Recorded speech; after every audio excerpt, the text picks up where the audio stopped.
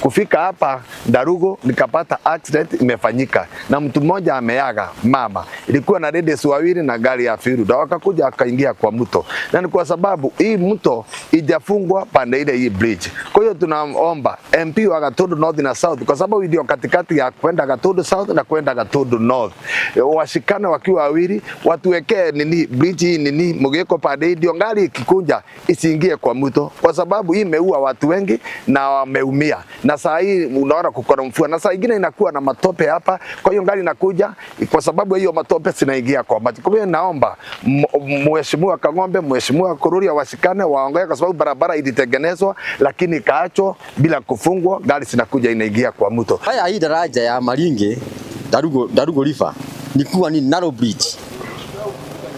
Kama ukiwa speed inakuelekeza kwenye mto, kumetoka padi ya Thika, kumetoka padi ya Gatundu inakuelekeza kwenye mto. Juu ni narrow bridge. Narrow bridge sio daraja mzuri kwa madereva wetu.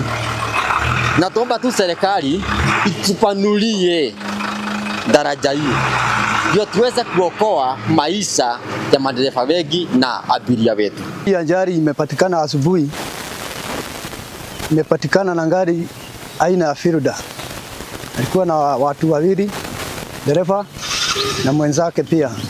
Mimi naomba katika area hii yetu serikali tutengenezee hii barabara, juu kwa hii daraja iko kidogo sana.